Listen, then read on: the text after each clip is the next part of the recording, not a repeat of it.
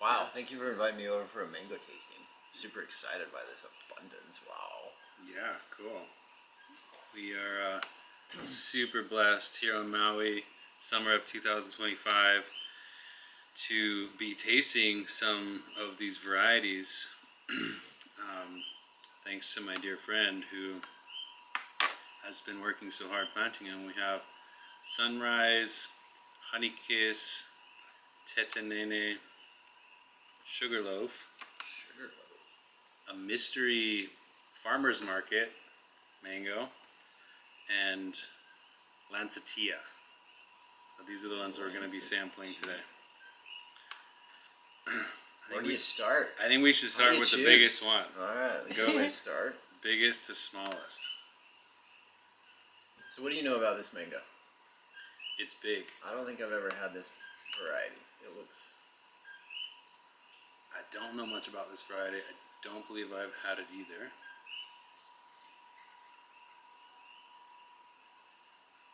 Looks a little overripe towards the seed. How do you know when a mango is ripe? What's the easiest way to tell?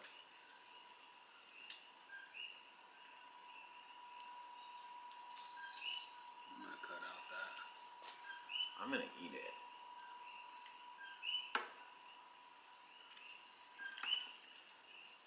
There's so many different kinds of mangoes. You know, definitely like squeezing it and making sure it has some give is important. They usually will have some smell. Some mangoes get color, others don't. Tastes amazing. My friend did warn me that if these are ripe on the tree, that then they're basically overripe. So he suggested picking them a little early. It's good. I'm impressed. I don't eat as many mangoes as you do, but I like Nice flavor towards the skin. Is that where you find the most flavor? Is towards the skin? On all varieties? Yeah, if you scrape the skin with your teeth. So good. How do you describe the flavor? I would say that's a classic mango flavor. A little hint of like a citrusy orange or something like that. A little touch of spice maybe. Super sweet. Sweet, stringless. Very juicy. Here's our mystery farmer's market mango that actually looks pretty nice and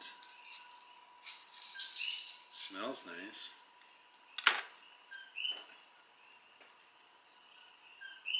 I was just so blown away at the beauty of her mangoes that I had to buy one to try it when I saw these at the market the other day.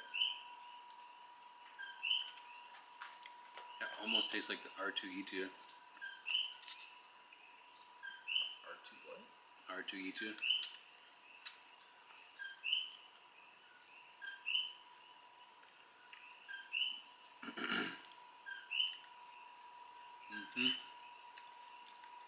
Good, but not like an explosion of flavor. It's just like a big, good mango. I would call that average. Scale of 1 to 10, give it a solid 4.5. 4. But I could eat it all day. What's the next one? Sugarloaf.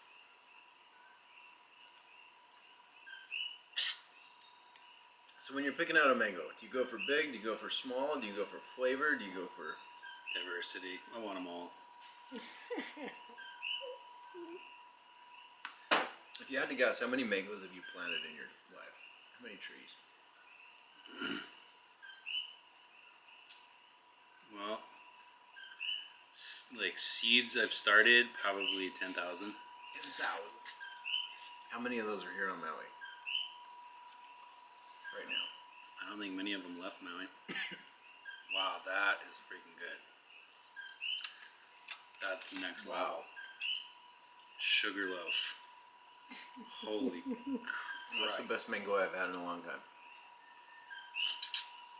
Sugarloaf. Mmm. It's like a creamsicle meets a mango. Oh my meets god. Like, I don't want to eat that one anymore. What? I know, you can't even go back. That's why we went this direction. Sugarloaf. Wow. It's like, there's like fruity notes in there and just like so sweet. And oh my god, that is good. Okay, Wow. well, I guess if we're going... Sugarloaf is the winner so far. I don't know if any of them are gonna... I mean, I'd give that at least an 8.5, 9. Like That- that's one of the 10 best mangoes I've ever had. That's a 9.5, 10 for me. Really? I think so. Like that's Tete Nene, also known as Dwarf Hawaiian. The story that I heard about this mango is it's a Puerto Rican mango that Frankie Sakia had on Oahu. And I think maybe he lost the label or something, called it Dwarf Hawaiian, or sent some of it to Florida, and then, but the label, they didn't have the label, so they just called it Dwarf Hawaiian or something like that. But eventually they figured out what it was. Nice dwarf tree. so that means the tree's a dwarf or the mangoes come out small. That is really nice too. That is really good. Supposedly a Julie seedling. I don't know if I believe that, but it definitely tastes some Julie in there. Have you ever had Julie, Eli? I don't know. I don't know the names well enough. I see a beautiful mango and I eat it. That is really nice. Definitely a thumbs up for the Tete Nene. I would grow that and eat that all day long. Yep.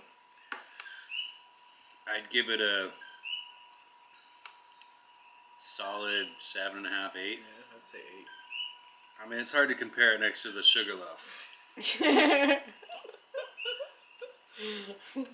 Great mango though. Dwarf Hawaiian or Tete Nene. Tete Nene. So this is another one that should be pretty high up there. Sunrise.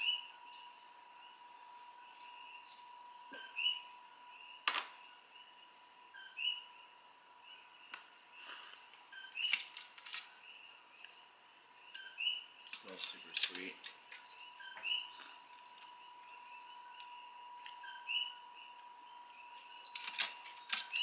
I don't know if the sunrise are supposed to be a lot bigger than this. This is a really small sunrise.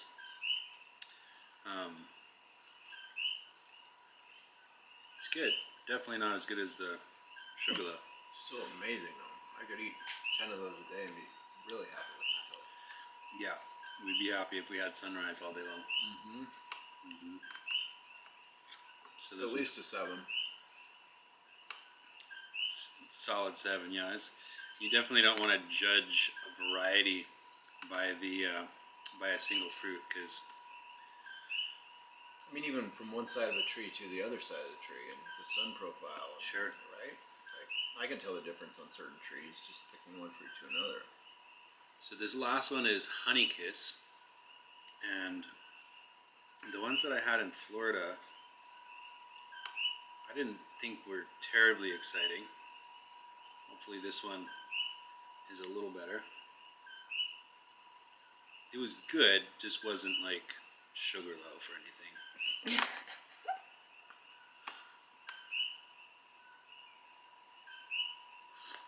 It starts smelling the same, to me anyway.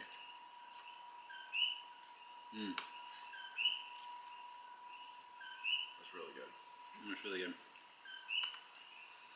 It's like this doesn't have as deep of a taste, but it's very full at the same time. Really nice mango. Yeah, I mean, as far as this tasting goes, I'd give that a solid 7. Very nice, fiberless, sweet, good texture. How many of these are bred to be fiberless? Like, so it's not getting caught in my teeth. Like, Like there's very little fiber in most of these small ones anyway. Yeah, well, I don't think there's anybody that's particularly excited about a fibrous mango. So a lot of the selections are based on, you know, the categories really, I think, for selection are flavor, the tree growth, you know, and productivity. The look, too, I think is probably a factor in whether people choose it or not. Yeah, how fibrous it is, how disease resistant it is. So I noticed just looking at the plethora here, like at a market, I would go for the medium size, full body, like it's like there's a lot of meat on that. But the littler ones here, and these varieties anyway, seem to be the better tasting. Is that generally true? Sometimes true? There's too many mangoes to generalize. You literally have to try them and know your mangoes. So if I'm in a farmer's market or grocery store, random mango, it just says mango on it. Who knows what variety? How do I tell a good one? The average person listening or watching this, like, how do they know what to pick? You pick one up, you feel it, a little squishy, you know, so it's ripe. Usually we're buying them a little green at the market. If I'm buying a mango from the store, I'm typically going to want to get it a little on the firmer side. Because often when mangoes seem like they're ripe and have squish, oftentimes they're overripe. Or like in the case of this one, how it's got that kind of like jelly belly, they call it, where it's like overripe towards the seed. That's another, you know, so like most of that mango, even though it's like big and beautiful, isn't really good. But I'm gonna eat it. Like, it's not bad. To each their own. It's better than I mean, I don't have 100 mangoes on my kitchen counter. Okay. That's right. Yeah. Delicious. Amazing. Thank you for sharing your mangoes.